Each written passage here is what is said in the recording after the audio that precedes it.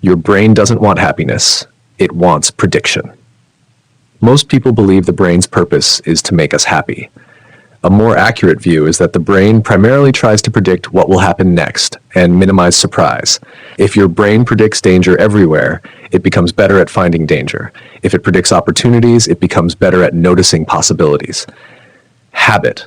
Spend 5 minutes each evening writing down 3 things that went better than expected. Over time, you train your brain to predict positive outcomes more often. Hidden insight. Attention changes prediction, and prediction changes perception. Number 2, identity changes faster than behavior. Many people think, open quote, change your habits, then you'll become a different person. Close quote. Research and experience suggest the relationship also works in reverse. When you genuinely begin thinking, I am someone who exercises, I am someone who stays calm, the brain starts selecting behaviors consistent with that identity. Habit. Never say, I am trying. Instead say, I am becoming.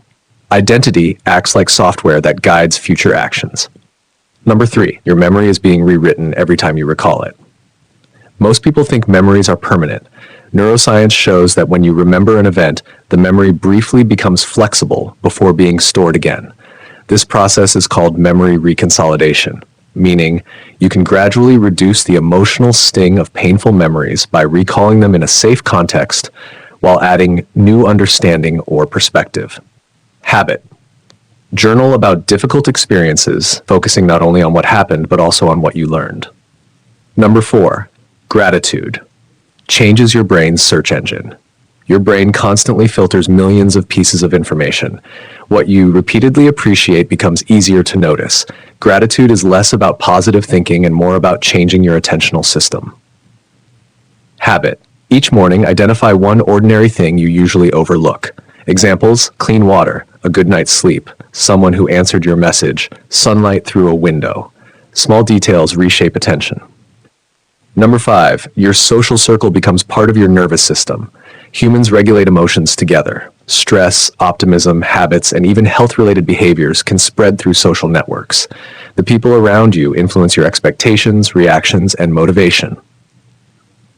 Habit. Spend more time with people whose behavior reflects the person you want to become. Environment often succeeds where willpower fails.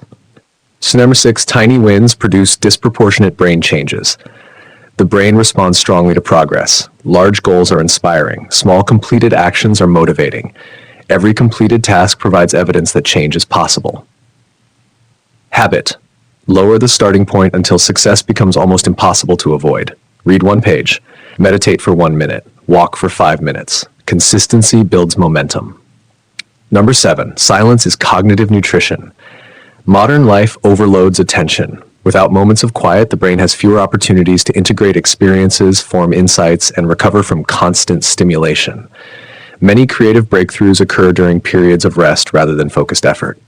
Habit. Spend 10 minutes daily without music, podcasts, notifications, or conversation. Simply observe. Mental clarity often grows in silence. Number 8, happiness is built more by meaning than excitement. Pleasure and meaning are related but different. Excitement fades quickly because people adapt. Meaning tends to endure because it connects daily actions with larger values. History's most resilient individuals often endured hardship while maintaining a strong sense of purpose. Habit. Ask each morning, what worthwhile thing can I contribute today? Purpose provides direction even when emotions fluctuate.